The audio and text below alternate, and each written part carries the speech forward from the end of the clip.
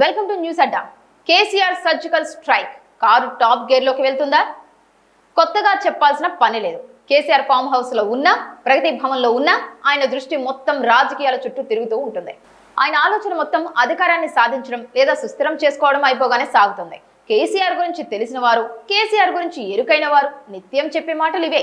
కేసీఆర్ రాజకీయ దురంధరుడు, తెలంగాణ రాజకీయాల్లో తలపండినవాడు, అనేక ఆటుపోట్లు ఎదుర్కొని నిలబడినవాడు, అన్నిటికంటే ముఖ్యంగా హేళన చేసిన వారి ముందు తల ఎగరేసి సవాల్ చేసినవాడు.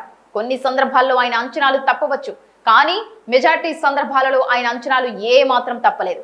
కేసీఆర్ ఇప్పుడు ఒక రకమైన సంధి దశను ఎదుర్కొంటున్నారు. బహుశా ఆయన రాజకీయ జీవితంలో ఏనాడు కూడా ఇలాంటి స్థితిని ఎదుర్కొని ఉండకపోవచ్చు. అంతటి తెలంగాణ ఉద్యమంలో కూడా కేసీఆర్ ఒత్తిడి ఎదుర్కొన్నప్పటికీ బలంగా నిలబడ్డారు, స్థిరంగా అడుగులు వేశారు, ఉద్యమాన్ని బలోపేతం చేసే దిశగా కార్యాచరణ రూపొందించారు.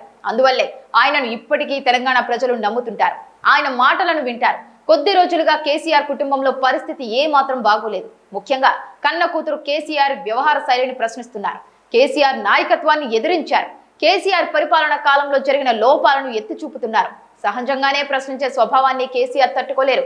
అందువల్లే తనకు వ్యతిరేకంగా మాట్లాడిన ఎవరిని కూడా పార్టీలో ఉంచుకోలేదు. చివరికి కన్న కూతురిని సైతం బయటికి పంపించారు కేసీఆర్. ఇటీవల కాలంలో కేసీఆర్ ను రేవంత్ కూడా విమర్శించని స్థాయిలో కవిత విమర్శిస్తోంది. ఏకంగా కేసీఆర్ ను ఉద్దేశించి మన మనిషి అని వ్యాఖ్యానించింది. మన మనిషి కాదని ఓపెన్ గానే చెప్పేసింది. కేసీఆర్ చుట్టూ పందికొక్కులున్నాయని తీవ్ర స్థాయిలో విరుచుకుపడింది. నిజంగా కేసీఆర్ గురించి ఈ స్థాయిలో మాట్లాడడం, అది కూడా కవిత మాట్లాడటం గులాబీ పార్టీ శ్రేణులకు ఏ మాత్రం రుచించడం లేదు. అటు కవిత చేస్తున్న విమర్శలు, పార్టీకి ఎదురవుతున్న వరుస ఓటములు ఇవన్నీ కూడా కేసీఆర్ ను ఆలోచింపచేశాయని రాజకీయ విశ్లేషకులు అంటున్నారు. అందువల్లే ఆయన మునుపటి స్థాయిలో పార్టీని బలోపేతం చేసేందుకు అడుగులు వేస్తున్నారు. అందువల్లే ఇటీవల జరిగిన సమావేశంలో పార్టీకి సంబంధించిన రాష్ట్ర స్థాయి కమిటీ మినహా మిగతా అన్నిటినీ రద్దు చేశారు. పార్టీ కార్యకర్తలకు శిక్షణ ఇచ్చే బాధ్యతను కేటీఆర్ కు అప్పగించారు. అదే కాదు, గోడ మీద పిల్లిలాగా వ్యవహరిస్తున్న నాయకులను బయటకు వెళ్లిపోవాలని హెచ్చరించారు. పార్టీలో ఉంటూ పార్టీ వ్యతిరేక కార్యకలాపాలకు పాల్పడుతున్న వారందరినీ వెళ్లిపోవాలని మొహమాటం లేకుండా చెప్పేశారు. అంతేకాదు, సోషల్ మీడియాలో మాత్రమే యాక్టివ్ గా ఉంటూ ప్రజాక్షేత్రంలో అంతగా కనిపించని నాయకులకు ఈసారి టికెట్లు ఇచ్చేది లేదని కేసీఆర్ స్పష్టం చేశారు. ముఖం చూసి టికెట్లు ఇచ్చేది ఉండదు.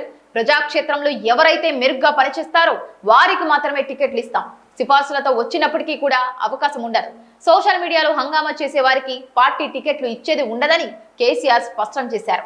ఇటీవల మేడ్చల్ ఎమ్మెల్యే మల్లారెడ్డి ప్రధానమంత్రి నరేంద్ర మోదీని కలిశారు. ఆ వ్యవహారం కాస్త మీడియాలో విపరీతమైన చర్చకు దారితీసింది. ఈ నేపథ్యంలో ఆ తరహా నాయకులు పార్టీలో ఉండటం కంటే వెళ్లిపోవడం మంచిదని కేసీఆర్ నేరుగానే చెప్పేశారు. ఈ ప్రకారం ఆ తరహా నేతలకు తన పార్టీలో చోటు లేదని, ఒకవేళ ఉన్నా అటువంటి వారికి టికెట్లు ఇచ్చేది లేదని కేసీఆర్ స్పష్టం చేశారు. అయితే సోషల్ మీడియాలో హంగామా చేస్తున్న నేతల మీద కేసీఆర్ గట్టిగానే ఫోకస్ పెట్టినట్లు తెలుస్తోంది. ఎందుకంటే సోషల్ మీడియాలో హంగామా చేశారు, నాయకులు ప్రజలకు దూరంగా ఉంటున్నారు. అటువంటి వారికి టికెట్లు ఇచ్చి ఓడిపోవడం కంటే ఇవ్వకపోవడమే ఉత్తమం అన్నట్టుగా కేసీఆర్ వ్యవహరిస్తున్నట్టు తెలుస్తోంది. కేటీఆర్ కు దగ్గరగా ఉండే నాయకులు సోషల్ మీడియాలో విపరీతమైన ప్రచారాన్ని కోరుకుంటారు. సోషల్ మీడియాలో అడ్డగోలుగా కామెంట్లు చేస్తూ ప్రచారంలో ఉంటారు. అయితే వారందరికీ చెక్ పెట్టే విధంగా కేసీఆర్ నిర్ణయం తీసుకున్నట్టు తెలుస్తోంది. ఒక రకంగా కేసీఆర్ మాట్లాడిన మాటలు గులాబీ పార్టీలో సర్జికల్ స్ట్రైక్ లాగా ఉన్నాయని రాజకీయ విశ్లేషకులు అంటున్నారు.